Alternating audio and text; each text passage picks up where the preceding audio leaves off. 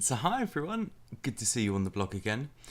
So this is week 3 of our online blog tasks, and what we're going to do is extend some of the things from last night's session where we were looking into deep and surface learning, one of the ideas from the Biggs and Tang book, the yellow one, and we're going to be doing some classroom observation, right? So you might be thinking, well, why observation? We're going a little bit off the scheme of work already. So what we decided following our final discussion in the session last night was that we wanted to build up some of the preliminary skills of understanding what deep and surface learning might actually look like. You know, what kinds of activities, what kind of things might students be doing in the room for ourselves, and understand that before we go on to do some planning. So in this way, we're going to kind of build up that teacher vision skill of observation and interpretation before we actually start thinking about active learning and deep learning. So we're going to do that next week instead. Funnily enough, this is actually a really good move. I think this is demonstrating better alignment in the blog work to your sessions. And actually there's also a wealth of evidence, particularly from teacher education programs in the US, people like Linda Darling-Hammond, and they talk about this idea of developing logical, systematic observation skills for trainee teachers. You know, this idea that actually being able to analyse a situation and read a classroom is very, very helpful. So we're going to be taking that approach now.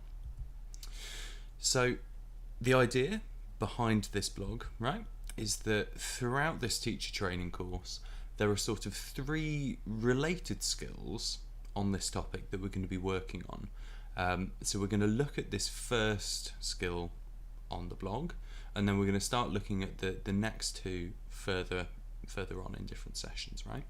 So first of all, we need to actually be able to observe and see what's happening in our classes. You know, really accurately, we need to be able to recognise what's going on, okay? Secondly, we need to be able to understand and make meaning from and interpret the things that are going on. And finally, we need to bring that all together and learn how to act accordingly and respond to different students' needs, right? So that makes sense. So why don't we start at the beginning, build up our skills of observation, then interpret, and then we can talk about responding to, say, classroom management issues that we're going to look at next Wednesday. Great. So the blog this week is coming in 3 parts. So the first part is you on placement, or in class if you're actually doing some teaching in this next week. So while you're on placement, what I want you to do is I want you to notice and record, literally write down all of the different student behaviours that you see, right? So I want you to go into as much detail as possible, you know, really try and get some granularity in terms of the differences here. Don't just kind of have vague statements. And I want you to do this for quite a few different lessons, if possible, certainly more than one, because that will give you a breadth of different behaviours to draw from. So, for example, right, so I can kind of model and demonstrate this, students are obviously going to be spending quite a lot of time in session speaking. Hopefully they will, if this is a kind of active learning environment, but that can break down much further, right? Students might be speaking on a relevant topic in front of the whole group. You know, students might be speaking off topic in front of the whole group. Students might be interrupting when speaking. Students might be asking relevant questions or irrelevant questions. So this is the kind of level of detail we're after, and I just want you to jot down all of the different kinds of behaviours and actions that students take. You don't have to kind of tally them, just get a big long list. Great. Part 2, if we're going to build up some of the skills of analysis, actually just a bit of reading to support your thinking. So chapter 2 out of the Biggs and Tang book, Teaching According to How Students Learn, that is the chapter with all of their ideas about deep and surface learning and the 3 different levels of teachers.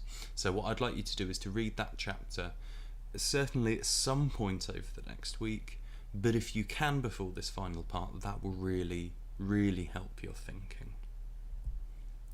So in the final part, you are going to take your lists that you've collected about student behaviours, and you're going to process them. So the way we're going to process them is you are going to group all of the different student behaviours into 5 different camps. So this is using what we call a Likert scale, which is a kind of standard 1 to 5. So 5 different headings. Firstly, the behaviour is really useful for learning. Second, the behaviour is somewhat helpful for learning. Third, the behaviour is neutral, it neither helps nor hinders it.